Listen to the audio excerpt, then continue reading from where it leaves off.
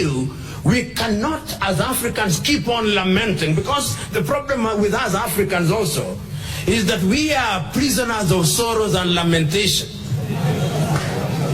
So we say, oh, God, let's not allow God to enter into these things which we can do ourselves.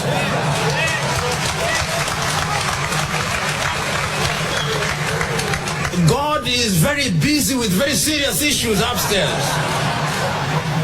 He has given us minds and hearts, and we had better use them, because the divine instruction is to go and subdue the world. On our part, we have allowed the world to subdue us. Then we are complaining, God, you know, and Pastor, you are here. There are certain things that can only be solved by hard work and logic, and yet we think they can be solved by prayer and fasting. That will not happen.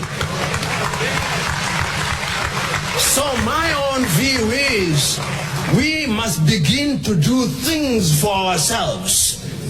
If the land needs to be worked, we must work the land. And we cannot continue to work the land the way Abraham used to work the land with the plows. We've got to mechanize. If, as people say, if Africa did not benefit from the first industrial revolution, we must benefit from the fourth industrial revolution. And you know, in these matters, these very serious matters, nobody invites you. You invite yourself to the dinner table. And you get crushed the dinner table. So that you are noticed. You know, right now, many Africans, and I say this because we Africans, people are on top of the dinner table eating silent steak and caviar, and we are under the table fighting over crumbs. This is what is happening. When you see black on black violence, it is essentially, what are we fighting for? Crumbs. Crumbs. The real meal is on the table. That is where we should be. That is where the good. But you see the problem, when you are under the table, you cannot see what is on the table. You only see the bottom of the table. And therefore, the only thing you can see are the crumbs that have dropped. And I'm suggesting to us, particularly we in the political class, deliberate efforts must be made.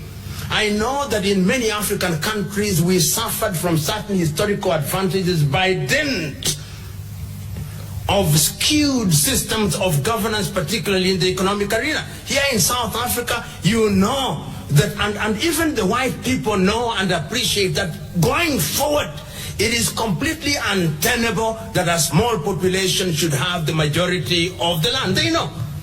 How then do you do it? Is it for a foreigner to come here and prescribe the solution? No, that would be arrogance. But it's for a foreigner to begin to persuade those who are in the eye of the storm that the sooner you are able to relinquish some of this land in an orderly and in a programmatic manner so that you do not disrupt commerce, the safer you are. Because let me tell you, a hungry and a poor man has no morals to tie him down. He cannot be asked to be orderly. Poverty makes him disorderly. Poverty makes him angry, and anger has no logic. Anger doesn't know what is on its path. If I have not eaten for 10 days and I see you holding cake and ale on 2 hands, oh, I will take them. I will take them even if it includes cutting your hand. I will take them. So in order to ensure that your hands are safe, you must invite me and say, there is cake here. Let us begin to share. But when one is hungry for a long time, you also don't give him a very large dose of food very quickly. You begin slowly, and you educate him. And I believe that that is what we must do in order to solve our problems. We were told by Ray Piri, look, listen, and desire.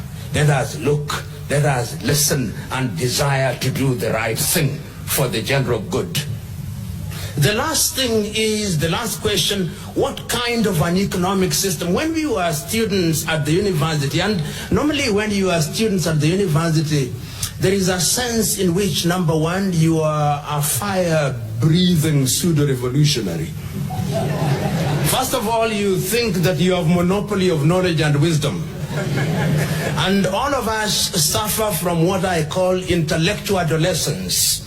And intellectual adolescence is fed very effectively by the slogans of Marxism-Leninism. Workers of the world, unite. You have nothing to lose but your chains. We say it all those.